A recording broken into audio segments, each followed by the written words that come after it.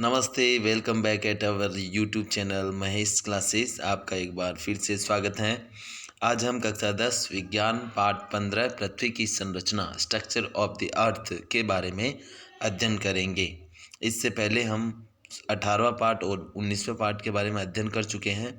दोस्तों, इस वीडियो को आप अंत तक देखें। ये 6 नंबर का पाठ हो चुका है। पहले ये 3 अंक का था, अब ये 6 अंक का हो चुका है। और दोस्तों, हमारा चैनल सब्सक्राइब करना ना भूलें, अपने दोस्तों के साथ शेयर करें। हमें और कुछ नहीं चाहिए, सिर्फ सब्सक्रिप्शन हमारा बढ़ेगा तो हमें इसका मोटिवेशन मिलेगा।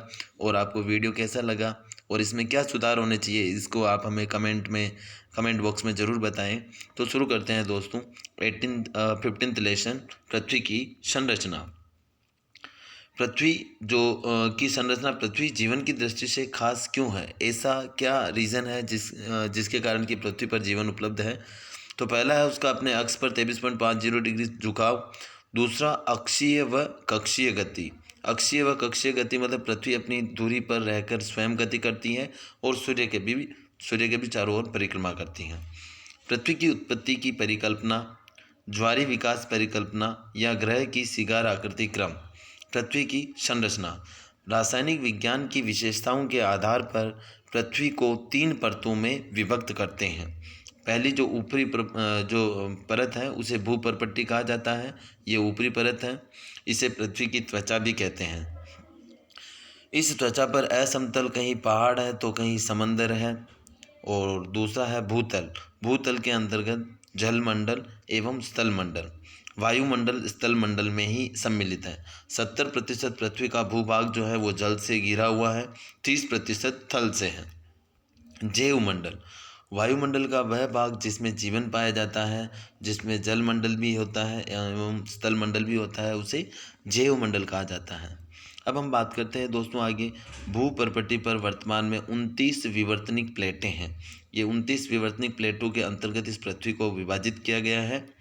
ये पृथ्वी की पहली परत थी भूपर्पट्टी। अब दूसरी परत जो है पृथ्वी की, उसे मेंटल कहा जाता है। यह सबसे मोटी परत है। इसमें गर्म निकलती चट्टानें, सिलिकॉन व मैग्नीशियम की अधिक मात्रा पाई जाती हैं। अब आता है तीसरा भाग पृथ्वी की संरचना का तीसरा भाग, जो कि केंद्रीय क्रोड के नाम से जाना जाता है, जिसका तापमान 7000 डिग्री सेल्सियस है। याद रखना दोस्तों, 7000 डिग्री सेल्सियस। आंतरिक क्रोड शुद्ध लोहे का बना होता है और ऐसा माना गया है, एवं बाह्य क्रोड लोहा और निकल धातु का बना हुआ है। ये क्रोड पृथ्वी से भी तीव्र गति से चक्कर लगाते हैं। पृथ्वी का चुंबकीय गुण इसी क्रोड के कारण पृथ्वी में सर्वाधिक तत्व इसी क्रोड के कारण होता है।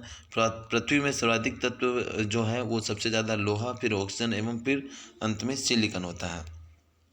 पृथ्वी जो अपनी ओर सभी चीज़ों को आकर्षित करती है, जिसको अपन गुरुत्वाकर्षण फोर्स कहते हैं, ग्रेविटेशनल फोर्स कहते हैं। गुरुत्वाकर्षण बल इसी के कारण होता है। अब हम आगे बढ़ते हैं। पृथ्वी के ऊर्जा तंत्र, जैसा कि अभी हमने पहले पढ़ा था, अभी ऊपर आया था विवर्तनिक प्लेटें वगैरह, उसमें अब हम पढ़ेंगे विवर्तनिक शक्तियाँ। पृथ्वी सतह को बदलने के लिए निरंतर कार्यशील शक्तियाँ विवर्तनिक शक्तियाँ कहलाती हैं। इंपॉर्टेंट क्वेश्चन है दोस्तों, याद करना इसको। पहला, आंतरिक विवर्तनिक शक्तियाँ। इसके अंदर ज्वालामुखी, भूकंप, सुनामी, सृजनात्मक एवं विनाशक बल एवं प्राकृतिक बल इसके अंतर्गत आते हैं। ज्वालामुखी आने के क्या कारण है? भूकंप आने के क्या कारण है? भूकंप को रिएक्टर पैमाने पर माना जाता है। कौन से कितने रिएक्टर पैमाने पर जब भूकंप आता है वो विनाशकारी होता है, ये सब याद करना पड़ेगा दोस्तों इसमें। सुनामी आने का क्या कारण है? और कौन से सृजनात्मक या विनाशात्मक जो बल हैं, ये काफ़ी इंपॉर्टेंट क्वेश्चन है, याद करना। 3 नंबर का प्रश्न है ये। आगे बढ़ते हैं। दूसरा, बाह्य विवर्तनिक शक्तियाँ। अपक्षयण, अपरदन, पवन, जल प्रवाह, हिमनद, समुद्री धाराएं। आंतरिक विवर्तनिक शक्तियाँ पृथ्वी के अंदर रहकर कार्यशील होती हैं। गर्म ताप से चट्टानों के सिकुड़ने एवं फैलने और मैग्मा स्थानांतरण के कारण आंतरिक विवर्तनिक शक्तियाँ जब लंबवत कार्यशील होती हैं तो महाद्वीप, पठार, मैदान, समुद्र बनते हैं। क्षितिज दिशा में कार्यशील होने पर धरातल में वलन, ऐंठन, भ्रसन, चटकन, घाटी एवं पर्वत बनते हैं। अब हम शुरू करते हैं ज्वालामुखी। आंतरिक विवर्तनिक शक्तियों के कारण भूपटल को फोड़कर धुआं, राख, लावा, गैसों का बाहर निकलना ज्वालामुखी कहलाता है। अतितप्त चट्टानें पिघलकर लावा के रूप में बाहर निकलती हैं। कारण दाब के कारण लावा नली के रूप में ऊपर उठता है एवं ज्वालामुखी का रूप धारण कर लेता है। ज्वालामुखी के प्रकार। ज्वालामुखी दो प्रकार के होते हैं वैसे। एक तो सक्रिय होता है, एक रहकर सक्रिय होता है, एक ही बार सक्रिय सदा के लिए निष्क्रिय होता है। एक बार सक्रिय रहकर, एक जैसे सक्रिय जो साल भर वो सक्रिय रहता है, ज्वाला निकलती रहती है उससे। दूसरा एक बार सक्रिय होकर बंद हो जाता है, पुनः सक्रिय होता है, ऐसे बंद होता है, वापस सक्रिय होता है, निष्क्रिय होता है, इस प्रकार चलता रहता है। तीसरा जो प्रकार है, एक बार सक्रिय होता है और सदा के लिए फिर वह निष्क्रिय हो जाता है। इस प्रकार ज्वालामुखी 3 प्रकार के होते हैं। प्राय प्रशांत महासागर के द्वीपों में एवं तट स्थलों पर ज्वालामुखी पाए जाते हैं। इसकी मिट्टी उपजाऊ, महत्वपूर्ण रासायनिक पदार्थ, गंधक, बोरिक अम्ल की प्राप्ति और गर्म पानी के चश्मे इन्हीं की देन है। भूकंप। भू सतह का कंपन के कारण आगे पीछे, ऊपर नीचे डोलना भूकंप कहलाता है। कारण भूगर्भ में होने वाली हलचल के कारण उत्पन्न कंपन। जहाँ से कंपन प्रारंभ भूकंप केंद्र या एपिसेंटर कहलाता है। जहाँ से मतलब भूकंप प्रारंभ होता है उसे एपिसेंटर कहते हैं या उसे भूकंप केंद्र कहते हैं। तीव्रता भूकंप केंद्र से दूरी के साथ घटती जाती है। पानी के नीचे होने वाले भूकंप को सागरी भूकंप कहते हैं। तीव्रता रिक्टर पैमाने से मापते हैं, यानी कि जो भूकंप मापी यंत्र होता है उससे रिक्टर स्केल से मापा जाता है। 4 रिएक्टर तक के जो भूकंप होते हैं वो हल्के होते हैं, 5.5 तक प्रबल और 7 से ऊपर जो होते हैं वो विनाशकारी भूकंप होते हैं। अब हम बात करते हैं दोस्तों सुनामी। सुनामी एक जापानी भाषा का शब्द है जिसका अर्थ होता है भूकंप सागर लहरें। समुद्र में उच्च ऊर्जा वाली लहरें उठना जो कि तटीय क्षेत्र में भारी नुकसान पहुंचाती हैं, इसे हम सुनामी कहते हैं। इसका कारण है दोस्तों समुद्र तट पर 7 से अधिक तीव्रता का भूकंप आना, जिससे गहरे समुद्र में किनारों पर विनाश होता है, भवन जन धन की हानि होती है। राष्ट्रीय समुद्र विज्ञान संस्थान गुजरात जो धौलावीरा में स्थित है। सृजनात्मक व विनाशक प्राकृतिक बल। आंतरिक शक्तियों के कारण धरातल में नया निर्माण होता है तो बाह्य शक्तियां पुनः विनाश करने लगती हैं। इनको सृजनात्मक एवं विनाशात्मक बल कहा जाता है। इंपॉर्टेंट प्रश्न है, पुनः दोहरा रहा हूँ मैं इस बात को। आगे पढ़ते हैं। बाह्य विवर्तनिक शक्तियाँ। पृथ्वी पर उपस्थित अजैविक घटकों के कारण पृथ्वी पर होने वाली परिवर्तन बाह्य विवर्तनिक शक्तियों में आते हैं। यह 2 प्रकार के होते हैं। प्रथम समूह अपने स्थान पर रहकर ही कार्य करती है, गति नहीं होती है, इन्हें अपक्षय की शक्तियाँ कहते हैं। द्वितीय समूह गति से कार्य करती है, इनको अपरदन की शक्तियाँ कहते हैं। दोनों याद कर लेना, अंतर पूछा जा सकता है। अपक्षय शक्तियाँ। चट्टान अपक्षय सूर्य से गर्मी होती है, गर्मी के बाद में फिर वर्षा अधिक होने के कारण से चट्टानों का टूटना। क्या प्रक्रम होता है ये देख लीजिए आप इसको आरेख के माध्यम से। दिन में सूर्य की गर्मी होती है, चट्टानें गर्म हो जाती हैं। रात्रि में ठंड होती है, चट्टानें ठंडी हो जाती है। चट्टानों का सिकुड़ना और फैलना, इसके कारण क्या होता है चट्टानों का कमज़ोर पड़ जाना, फिर वर्षा की मार से और अधिक कमज़ोर पड़ जाना। पाले के पानी के बर्फ़ में जमने से, पाले का पानी बर्फ़ जम जाता है तो चट्टानों में और ज़्यादा दरारें आ जाती है। चट्टान का चटकना। तीव्र वायु से रेजमाल की तरह धूल कणों को उड़ाती हैं तो इससे चट्टान अपरदन होता रहता है। इसमें समय लगता है, लाखों वर्षों में इसका फर्क देखने को हमें मिलता है। रासायनिक क्रियाएं।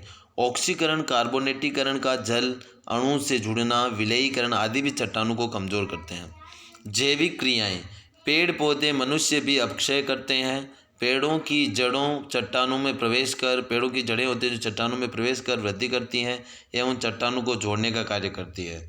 जानवर बिल बनाकर चट्टान तोड़ने में सहायता करते हैं। मानव मशीन एवं बारूद की मदद से मानव अपक्षरण करते हैं। अभी जो वर्तमान में सबसे ज़्यादा अपक्षरण करने का जो कारण है वो मनुष्य हैं। महत्व।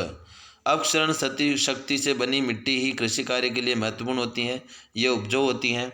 दूसरा है मैदानों के निर्माण में महत्वपूर्ण भूमिका होती हैं। अगला है अपरदन की शक्तियाँ।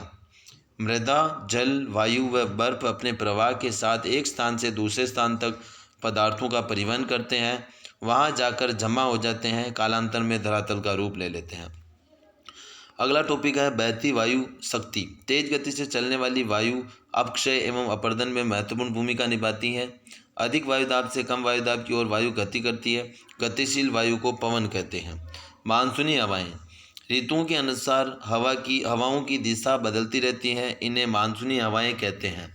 चक्रवात एक वृत्ताकार पथ पर केंद्रीय बिंदु की ओर बहती हवाओं को चक्रवात कहते हैं।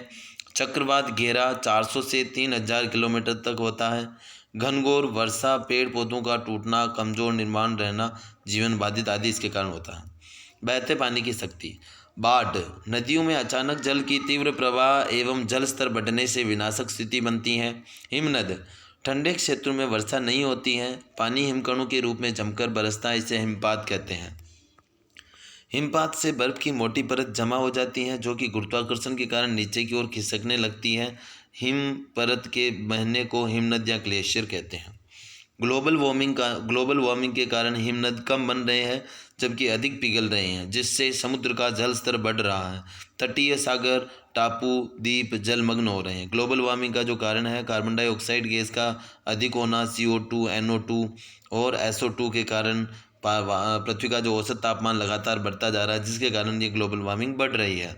समुद्री धाराएं समुद्र के अंदर निश्चित दिशा में होने वाले जल प्रवाह को समुद्री धाराएं कहते हैं। समुद्री धाराएं समुद्र में बहने वाली नदी की तरह होती हैं। यह धाराएं गर्म एवं ठंडी दो प्रकार की होती हैं। जिन स्थानों पर गर्म एवं ठंडी जलधारा मिलती है वहाँ के तापांतरण के कारण हरिकेन व टाइफून तूफानों का जन्म होता है। ये प्रश्न आ सकता है, हरिकेन व टाइफून कहाँ बनते हैं, क्यों बनते हैं? इन धाराओं का समुद्री जीव एवं जहाज़ों के संचालन पर प्रभाव पड़ता है। ज्वार भाटा सूर्य और चंद्रमा के एक सीध में होने के कारण पृथ्वी के सागरीय जल पर गुरुत्वाकर्षण का मान बढ़ जाता है, जिससे समुद्री जल स्तर ऊपर उठ जाता है। इसे ज्वार तथा जल स्तर के उतार को भाटा कहते हैं, ज्वार भाटा। आशा है दोस्तों आपको ये पाठ जो है पृथ्वी की संरचना पाठ 15 वीडियो पसंद आया होगा। आप हमारे चैनल को सब्सक्राइब ज़रूर करें और वीडियो को लाइक करें। इसमें कोई कमी है या आपको कोई प्रश्न करना है तो उसको आप कमेंट बॉक्स में ज़रूर कमेंट करें। धन्यवाद दोस्तों। जिनको भी आवश्यक है ये वीडियो ज़रूर आप भेजें। Thank you for watching. आपने अपना कीमती समय निकाल कर देखा, धन्यवाद।